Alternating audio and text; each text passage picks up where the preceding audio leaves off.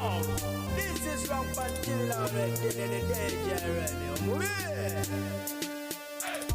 Assalamu alaikum gwenzikiriza ekiyisiramu ate nga gwe oweddiini endala yonna mukama waffe yeebazibwe kansubira nti muli bulungi yonna gye musinzira okubanga ate mugyekumirako nga bulijjo yenze Fifi Geraldines Uncle okubanga ate nkutusaako recap ya fanta olunaku lwa lwa Sunday bwentyo ne mbanga nkuzingiramu ebitonotono eba bifudde mu week ntandise nagannaku nga bulijjo omwana muwala amanyiddwa nga Leila Kayondo munange aviiriddwako maama we ago mawulire gabagannaku nnyo katusabe omwoyo gw'omugenzi Mungu agulamuze ekisaaha ate nga n'omubiri katugusabire gubenga aguwumula mirembe namwe mwenna abafiiriddwako abamwe Mungu ayongere okubanga ate abagumya. Ate nga awo tuvuddewo ye mwana mulenzi amanyiddwa nga Joel Ssenyonyi ffenna gwe tumanyi obulungi nti ono mwogezi wa Kisinde oba wa kibiina ekimanyiddwa nga NUP giyite National Unity Platform olunaku olwaleero azaaliddwa mazaalibwa ge oba birthday ye kasita olengera ennaku z'omwezi nga 2 December ng'omanya bumanya nti omwogezi w'ekibiina kya NUP munange yazaalibwa katusinzire wano wenyini ku Fifi Geraldines Uncle tumwagalize amazaalibwa amalungi namwe mwenna abali eyo abazaalibwa ku nnaku z'omwezi zino nange happy birthday bantu baffe. Ate ddwa olunaku mulindwa mu bulamu bwa mwana muwala amanyiddwa nga Momo 19 wamu ne mwana mulenzi amanyiddwa nga Dax Katero ab'enganda abakoona ab'emikwano olubadde lunaku lwaleero ennaku z'omwezi nga 2 December bwe batyo basobodde okubanga ate bagenda mu bufumbo obutukuvu batyo basobodde okubanga basibanika mu njogera ey'ekiyisiramu bakuyita kusibanika benanise akaweta era nga kati bafumbo abatukuvu abawedde emirimu. Kinajjukirwa nti Momo 19 ag'obuzaale ye Maureen Naluwoza era nga nzaalwa ye Luweero weewaawo nga akulidde mu kibuga Kampala wali ne maama we mu katundu akamanyiddwa nga Nsambya oba katawuni akamanyiddwa nga Nsambya naye ng'ate ye mwana mulenzi Dax Katero ye Ssebunya Sulaiman ag'obuzaale ate nga ne lya Ssebyala nalyo lirye era abasinga obungi bwe balabye omukolo nga gwa Kiyisiraamu nnyo ne beebuuza nti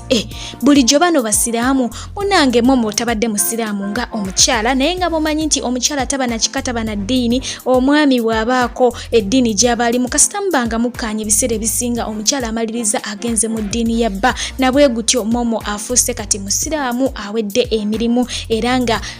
afuuse Ssebunya erinnya erya Ssebunya nalyo limweyongeddeko katwongere okubanga tetubasabira obufumbo bwabwe bubenga butukuvu bubenga bwa mirembe bubenga kwegamba bwa ssanyu nga bweyagaza n'ezzadde bakole ki bafune byonna ebibasanyusa bongere okubanga ate babifuna namwe abali eyo abasobodde okubanga mukola emikolo bwe giti kuba gino emikolo gye bayita emikolo egiweesa ekitiibwa leka Mungu abeere nga ate abateeramu baraka mu bufumbo bwammwe byonna bibatambulire bulungi bulijjo mubanjanga Momo 19 omwana biki oludde ne Dax Katero kitegerekeka nti bano bamazeeko ebbanga eriwera. I think their relationship bayatandika mu 2015 okusinzira ye nga bwayogera naye nga abasinga obungi badde bagamba oludde ne Dax nga totuwa mwana Momo n'abagamba naffe tuyina bye tugoberera ffe nga ffe abantu naye nga omwana tujja kubanga ate tumuteekawo inshallah kakati nga kyekino bulijjo kye yatugamba kye baali balinda katusuubire nti byonna binatambula bulungi basobole okubanga ate ne Mungu abawa omukisa ogwo gw'okubanga ate balaba ku zadde. Omanyi waliwo n'enjogera egamba nti obufumbo ye mwana katwongera okubasabira byonna Mungu abeere nga ate abateeramu bwangu bwereere ate nga neeyo tuvuddeyo omwana muwala amanyiddwa nga Christine Sendi ono nga tumanyi bulungi nti azanyira wali mu Zubairi family tuze tumulaba omukyalo oyo atera nnyo okubanga azanya weird parts nga mukambwe etaliiko lusaago abalaba firimu za Zubairi mumutegerera ddala bulungi naye olunaku olw'eggulo munange bw'atyo yakigadde era nga yafuuse Sendi awedde emirimu kugambye nti guno omwaka aba celebrities abasinga bagenda bakiggala wadde nga waliwo n'ababikolera mu nkukutu naye nga abasinga bagenda Nina Rose yakiggala Daddy Andre naye n'akiggala Dax Katero ne Momo nabo bakigadde kugamba n'ono wa Anisha Mimu naye yakigadde owa Mbozi z'Amarwa katubagalize obufumbo bulungi Vinka naye wadde nga yabikoledde mu nkukutu mu kijje wano kunze nti naye yakoze eki yakigadde kubanga bba yakyadde ewaabwe mu butongole era nga kigambibwa nti yagenze okukyala nga mwana muwala ono alittu naye nga bw'omanyi nti amawulire go gasaasaana era ojja kubanga obiraba bulungi nnyo byonna ebyabadde bigenda mu maaso eyewaabwe wadde nga ye yayagadde bibeere so private munange tubagaliza obufumbo bulungi eyo nga tuvuddeyo amawulire agakwatiridde wiiki tegabadde malala gabadde ga mwana mulenzi Baby Cool ate nga akola ki yetwala n'aba Nigeria be bali basibira mu ggwanga erya Uganda oluvannyuma lw'okubanga ate bakola ekivulu. Kinajjukirwa nti bano olwamala okubasiba Bebe Cool n'agenda ekitaalya bw'ati abeere nga avaayo nabo abawerekereko ne ku embassy naye tebyagenda bulungi munange ono nno baamufuumula mbirombiro. Wabula ate bano nga bamaze okubanga badda ewaabwe ebutaka ye mwana muwala Tems yagamba osaaga yamuteera akakka nga kyatamuvuma tekiriyo naye kyasinga okwewunyisa abalabi abasinga kwe kuba nti ebivumo omwana muwala Tems bye yali avuma Bebe Cool nga tebyawukanako na mwana muwala Bad Black bye yali avumye ku Bebe Cool. Singa wali owuliddeko ku lutalo lwa Bebe Cool ne Bad Black byennyini bye yakozesa ne mwana muwala ono bye yakozesa ekyaleetera abalabi okwebuuza nti oba mukwano gwa Bad Black kubanga yamulangira n'akajiika akatini nga Bad Black we yabyogera. Ate nga neyo tuvuddeyo ye mwana muwala Kalungi Shiba ya nominatingibwa mu Mama Awards. Recently yavaayo n'ateekayo post eno yennyini n'ateekako ne caption nga ataddewo ne link ng'abagamba bamulonde. Bannayuganda baatabuka bwe batyo ne bata akaka ne bamugamba nga we baakoowa nti wano bannayuganda baba bafa tavaayo kubanga abalwanira wabula ate alwanira abanigeria. Kaakati linki ye agiwa abanigeria babeere ng'ate bamulonda era abasinga we basinzira ne bakozesa linki eyo ne bamugamba nti we balina kutuwa linki katulonde abantu baffe be twagala. Ne balonda ba Yemi Alade Simi abanigeria era bwe batyo ne ba screenshottinga ne babimuteerako wali wennyini ku post ye mu comment section ne bamugamba ffe tumaze okubanga tukigala oba ofafa. Kwegamba bamulaga obusungu bungi nnyo ddala. Mukadde ke kamu ye mwana mulenzi amanyiddwa nga Eazy oluyimba lwe olwatumbiza sound olubadde lukutte amayumba amangi amabaala amangi buli wamu balubaninze era nga Ministry of Health ye yawandiikira aba UCC ne bagamba nti oluyimba luno ebigambo ebirulimu bibeera nga ate biwaga abantu okubanga balina emitima egikaluba mu kusaasaanya akalwadde aka COVID. Kakati tetulwagala kubanga ate luddamu kubwa ku TV ku radio ne balusirisa mu bufunze nga bwe basirisa oluyimba olwa tuliyambala engule. Naye nannyiniro n'avaayo n'agamba nti mwandiwulirizaako ne side eri gye nagamba nti wemba mwetaaga sanitizer tujja kuzikola kuzikozesa, wemba mwetaaga mask tujja kuzambala, social distance tujja kumukola. Naye nga UCC ebyo tebiwulira. Ye mukulu wa Ikibenda ku nsonga eno yavuddeyo n'abagamba nti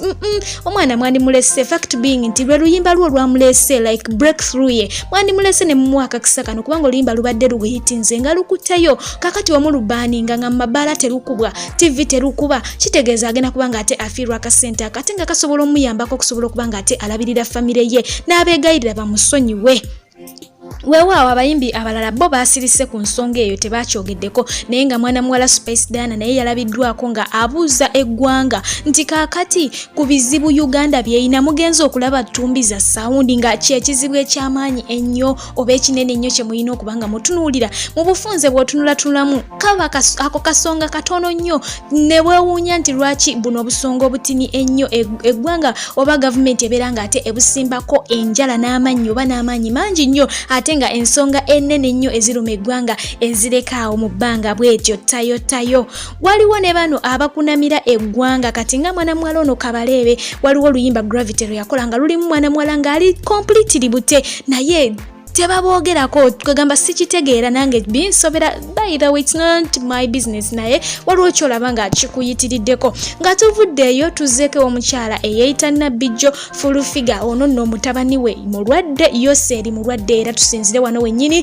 tusabire Yoseri abeere nga ate munnange awona era ng'ono mama Fina yamuleetedde ekyogero n'amuwa obukadde 5 asobole okubanga ajjanjabibwa naye abasinga obungi bagambye nti ekirwaza omwana wa Fulufiga kumuzunza Fulufiga mbu tatuula taterera ate nga nakawere omwana yandimuwadde obudde naye katusabire Yoseri abeere nga ate awona munange ate nga neyo tuvuddeyo mu bufu bwe bumu mama Fina teyakomye kubanga ate awa Yoseri bukadde 5 wabula yawadde noono omwana mulenzi amanyiddwa nga Ibrahim Kasa munnamawulire fena gwe tumanyi obulungi ng'agamba nti amukolera bulungi nnyo emirimu gye gino egy'amawulire teyeekubira sayidi kwegamba ali awo mbu ye amusanyusa era bw'ati n'amuwa ezo ssente n'amutegeeza nti aguleko emmotoka abeere nga ate awona okada.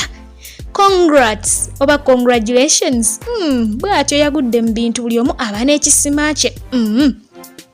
kakati yo omukulu Sseggirinya yeewayo kubanga ate ayirawo abantu be omubiri era abantu be Kawempe mumulabiranga ddala ono nno yatulaze nti ali mu ggwanga wali erya South Africa gye yagendako emabega kaawo ne Mick Wine n'abalalala okubanga ate bafunayo ku kasente akatambuza campaign naye yennyini gye yasanze emmotoka erimu ekitanda era n'asuubiza nti agenda kubanga agireetera omukulu amanyiddwa nga Robert Kyagulanyi Ssentamu yeebakengamu bwe banaaba bakasukiddeeyo ku street nga bakuba campaign abeere nga yeebaka bulungi aleme kubanga yeebaka bubi weebala olw'omutima ogwo Mungu akwongere yongere ate ye omukulu Calvin Rich Kayanja naye bw'atyo yavuddeyo n'agamba nti tagenda kubanga azikiza agenda kwongera okubanga ate atumbiza sound okubanga abanja gavumenti okwongeza mwana muwala amanyiddwa nga Kadaama omusaala